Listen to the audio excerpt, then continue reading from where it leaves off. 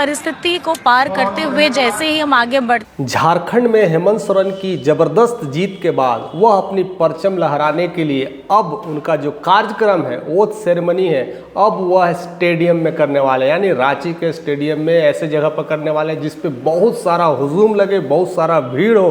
पहले वह ज़्यादातर राजभवन में होता था, लेकिन उन्होंने तीसरी बार क्लियर करने के बाद, यानी चौथी बार वह सीएम पद का शपथ लेंगे तो एक बड़ा नज़ारा करने वाले हैं, एक बड़ा हुजूम करने वाले हैं। उसको लेकर करके बहुत सारी तैयारियां चल रही है, क्योंकि उन्होंने डेट को एक्सटेंड कर दिया है।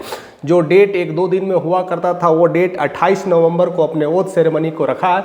उस सेरेमनी में सबसे पहले लेकर के चल रही है किस किस पार्टी को कैसे कैसे रखना है, अपने पूरे पार्टियों को कांग्रेस के साथ, आरजेडी के साथ, मंत्रालय को लेकर के काफ़ी जद्दोजहद चल रही है। और उसी के लेकर करके हेमंत सोरेन अपनी पत्नी के साथ दिल्ली रवाना हो चुके हैं और दिल्ली में खास मीटिंग चल रही है और बहुत सारे सेरेमनी को पूरी तरह से एक बड़े मैदान पे उभारने के लिए जेएम, कांग्रेस और बाकी सारे बड़े बड़े लीडर को लाने की घोषणा की जा रही है। उसमें सबसे बड़े बड़े नेता तो रहेंगे, साथ साथ राहुल गांधी भी रहेंगे, लालू प्रसाद यादव रहेंगे, तेजस्वी रहेंगे, मल्लिकार्जुन खड़गे रहेंगे। ऐसे ऐसे करके सीएम, दिल्ली के सीएम भी हो सकते हैं। बड़े बड़े नाम, बंगाल के सीएम ममता बनर्जी हो सकती है, उधर यूपी में समाजवादी पार्टी के नेता भी हो सकते हैं। यानी बड़े बड़े नाम लिए जा रहे हैं। इन नामों के बीच 2 नाम ऐसा है जो काफ़ी कुछ चौंकाने वाला है और काफ़ी कुछ हिलाने वाला है,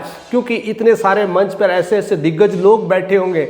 लेकिन ऐसा बताया जा रहा है, ऐसा कहा जा रहा है कि उनके मंत्री ने, उनके अध्यक्ष ने, सुप्रियो भट्टाचार्य जेएम प्रवक्ता हैं, उन्होंने सीएम योगी को भी आमंत्रण दे दिया है और प्रधानमंत्री मोदी को भी आमंत्रण दे दिया है।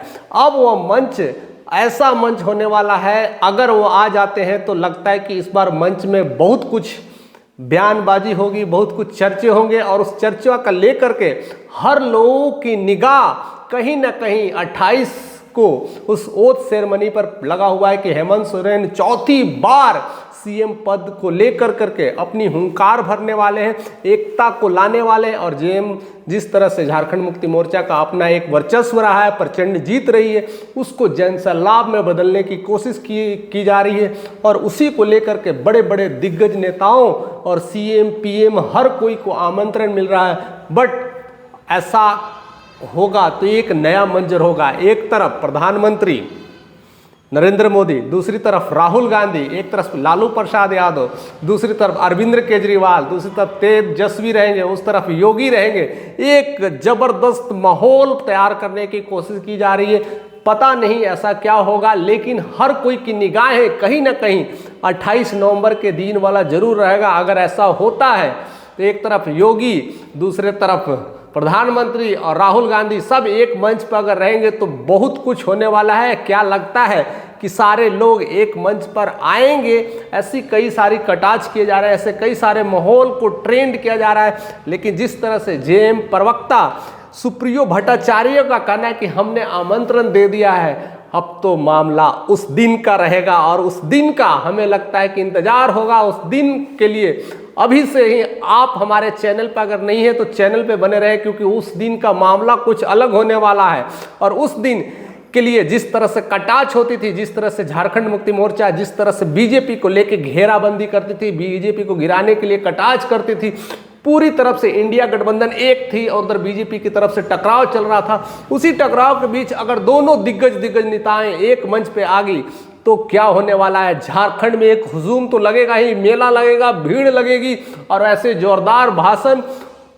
और उस मंच के लिए बहुत सारी तैयारियां भी जोर शोर से चल रही है। इसलिए 3-4 दिनों का वो मौका लिया गया है और उनकी पत्नी खास करके कल्पना सोरेन साथ साथ एक्टिव दोनों हैं।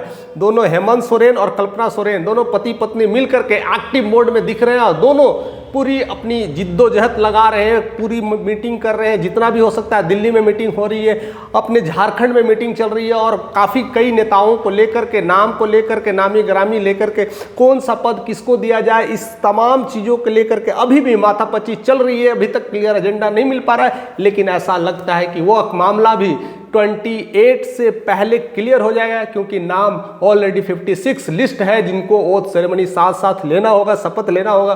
उस सब तमाम चेहरे के लिए आप हमारे साथ बने रहें, देखते हैं कि क्या क्या होता है। फिलहाल आप अपने कमेंट करना ना भूलें, क्योंकि ऐसे दिग्गज नेताएं एक साथ अगर मंच पे होगी तो क्या क्या होगा। क्या लगता है कि सारे मंच पे ऐसे दिग्गज नेताएं एक साथ उपस्थित हो पाएंगे? ऐसे तमाम अटकलें बनी हुई, ऐसे तमाम मन में विचारें कौंध रही होगी। आपके मन में कौन सा विचार है हमारे तक शेयर करें। अगर चैनल पर नए हैं तो सब्सक्राइब करें।